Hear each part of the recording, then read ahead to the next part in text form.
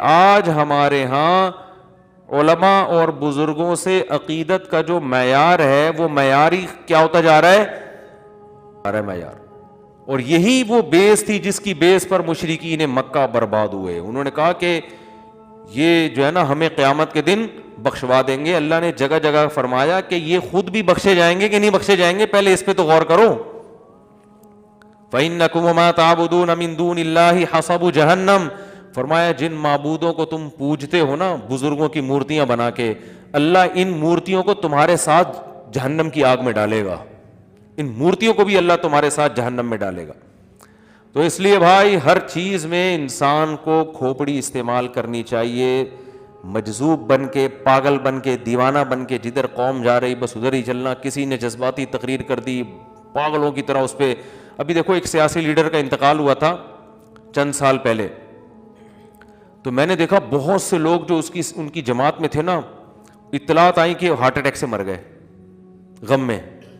کچھ جناب رو رہے ہیں, پھوٹ رہے ہیں. ابے بھائی کس بات کی عقیدت, اتنے کیوں جذباتی ہو رہے ہو؟ کیا کیا دیا محترم نے آپ کو؟ میں نام نہیں لیتا آج کل, تھوڑا احتیاط کرتا ہوں میں. بس خامخواہ کی وہ ایک تقریر بہت اچھی لگ گئی تھی تو اتنی عقیدت ہو گئی, اتنی عقیدت. یہ سیاسی لوگ اپنی لیڈروں سے کتنی عقیدت کرتے ہیں, پاگل ہو رہے ہوتے ہیں. کوئی ان کے بارے میں نیگیٹو کمنٹ سننے کے لیے تیار نہیں ہوتا. دوسرے کی ہر پازیٹو چیز بھی نیگیٹو, اپنے والے کی ہر نیگیٹو چیز بھی پازیٹو. یہ سیاسی لوگوں میں بھی اندھی عقیدت بہت ہوتی ہے. وہ اس کا اپنے جو جس کو آپ فالو کر رہے ہیں نا, اس نے جو بھی الٹا کام کیا ہوگا قوم کے وسیع تر مفاد میں بعض دفعہ یہ بھی کرنا پڑتا ہے. یہ جواب ہے.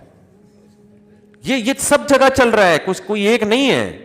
یہ اندھی عقیدت قیامت کے دن مروائے گی, یاد رکھو. قرآن کے الفاظ کیا ہیں؟ ان السمع والبصر والفؤاد کل اولئک کان عنہ مسئولا. تمہارے کانوں سے, تمہاری آنکھوں کے, تم سے تمہارے کانوں کے بارے میں, تمہاری آنکھوں کے بارے میں, تمہارے دل کے بارے میں قیامت کے دن سوال ہوگا. کسی سے عقیدت اگر دل میں رکھی, کیوں رکھی؟ نفرت رکھی تو کیوں رکھی؟ دلیل کیا تھی نفرت کی؟ نہیں آ رہی بات میرا خیال ہے. تو جو کچھ ہم بول رہے ہیں نا اپنے سیاسی لیڈروں کے دفاع میں, دوسروں کو برا کہہ رہے ہیں, قیامت میں یہ ایک ایک لفظ ریکارڈ ہو رہا ہے. اللہ پوچھے گا تو نے اپنے والے کی اس غلط چیز کی جو تو نے غلط تعویل کی اور اس کو صحیح قرار دینے کی کوشش کی, اس کی تمہارے پاس کوئی واقعی مضبوط دلیل تھی؟ اور دوسرے والے کی صحیح چیز کو بھی تم نے جو غلط قرار دینے کی کوشش کی, اس کی تمہارے پاس کیا دلیل ہے؟ اگر آپ کے پاس کوئی دلیل نہیں ہے تو خدا کی قسم یہ جو آپ کے سیاسی لیڈر ہیں یہ آپ کو قیامت کے دن الٹا لٹکنے سے نہیں بچا سکتے. تو اتنی عقیدت میں, اپنے سیاسی لیڈروں کی عقیدت میں اندھے نہ ہو جاؤ. اور ویسے بھی ان کی عقیدت سے فائدہ آپ کو تھوڑی, ان کو ہوتا ہے, آپ کو تو کچھ بھی نہیں ہوتا. آپ تو وہیں کے وہیں ہیں, رکشا چلا رہے ہو تو کوئی بھی آ جائے آپ نے رکشا ہی چلانا ہے. یار یہ بہت مشکل بات ہو گئی. آپ سمجھتے ہو کہ آپ جس جماعت کو فالو کر رہے ہو وہ جب وزیر اعظم بن جائیں گے تو آپ کیا رکشے سے ٹیکسی میں آ جاؤ گے یا لینڈ کروزر پہ آ جاؤ گے؟ آپ رکشے پہ ہی رہو گے. پھر خامخواہ میں اپنے والوں کی تعریفیں کر کر کے غلو کرنا, مبالغہ کرنا. پتہ ہے ہماری شریعت نے مرنے کے بعد بھی کسی کی تعریف میں مبالغے کو برداشت نہیں کیا. حالانکہ مرنے والے کا اب کیا دنیا میں بیچارے کا لینا دینا. پھر بھی کہا اس کی بھی تعریف کرو تو اعتدال سے, جو چیز اس میں نہیں ہے وہ بیان مت کرو. ہمارے یہاں کوئی مر جائے پھر آپ دیکھو حضرت ایسے تھے, حضرت سے تو بڑا دنیا میں کوئی پیدا ہی نہیں ہوا. اس کے بعد جانے کے بعد اچھا ہمیں تو پتہ چلا حضرت اتنے بڑے تھے. مخالفین بھی کہہ رہے ہوتے ہیں بہت ہی بڑے بزرگ کا انتقال ہوا اس دفعہ تو بھائی, بہت زیادہ, بہت ہی بڑے. صحیح حدیث ہے, صحیح حدیث ہے. حدیث کے پورے الفاظ مجھے یاد نہیں ہیں کہ میت سے پوچھا جاتا ہے بتا کیا واقعی تو ایسا تھا جو تیرے بارے میں لوگ یہ کہہ رہے ہیں, واقعی تو ایسا تھا؟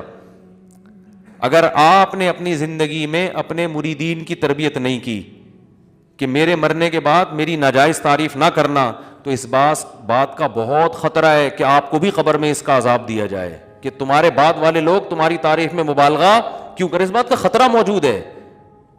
حدیث سے مفہوم ہوتا ہے, مترشح ہوتا ہے یہ. تو بھائی نہ تعریفوں میں مبالغہ کرو اور نہ کسی کی بولتے کیوں نہیں؟ برائی میں. تعریف میں مبالغے سے تو قرآن نے صاف منع کیا, فرمایا فلا تزکوا انفسکم, اپنا تزکیہ مت کیا کرو. تزکیہ کا مطلب پاک دامن قرار مت دیا کرو. یہاں اپنے سے مراد ہے اپنے جیسے لوگ, یعنی مسلمان. جیسے قرآن میں آتا ہے نا ولا تقتلوا انفسکم, اپنے آپ کو قتل مت کرو, تو تمام علماء کہتے ہیں اس سے صرف اپنی جان مراد نہیں ہے, یہ سب ایک نفس کی مانند ہیں, جتنے بھی انسان ہیں, تو کسی کو بھی قتل مت کرو. تو ایسے ہی اللہ فرماتے ہیں فلا تزکو, تزکو کا اصل معنی ہوتا ہے تزکیہ کرنا.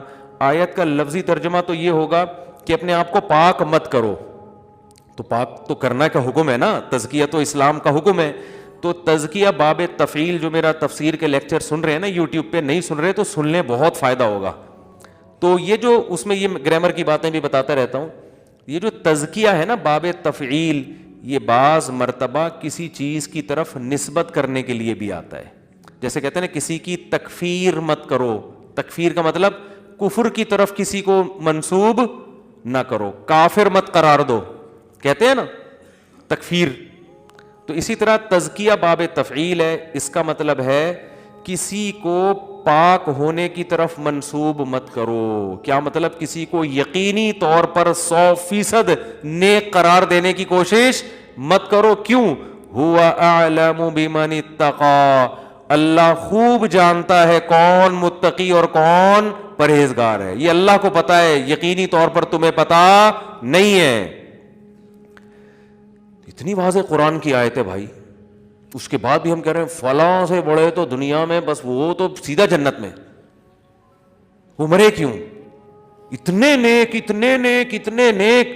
آدمی کہتا ہے پھر ان کو تو جانا ہی نہیں چاہیے تھا دنیا سے. بس بولو بھائی, ہم اپنے گمان کے مطابق یہ خیال کرتے ہیں کہ بہت نیک تھے, ہماری رائے کے مطابق ہمارا خیال ہے کہ انشاءاللہ اللہ ان کی مغفرت کرے گا, اور یہ ان کے اوصاف تھے, یہ ان کی خاصیتیں تھیں جو واقعی تھیں, ان کو ہائی لائٹ کر دے انسان.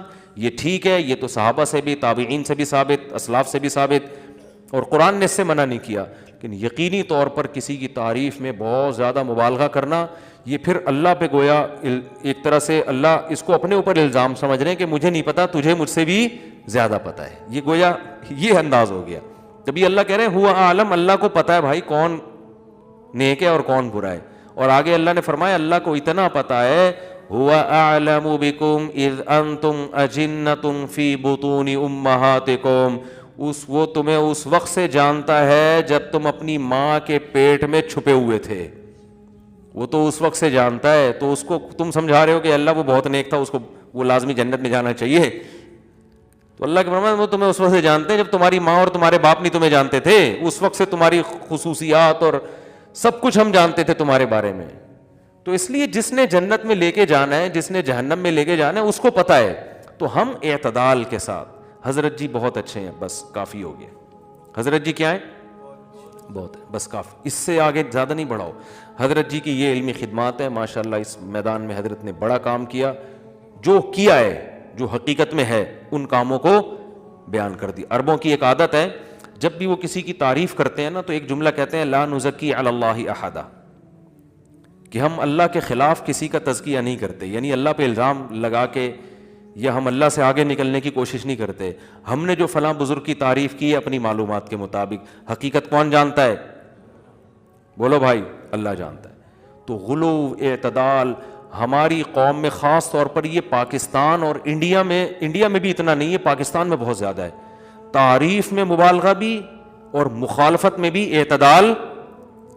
بولتے کیوں نہیں ہے.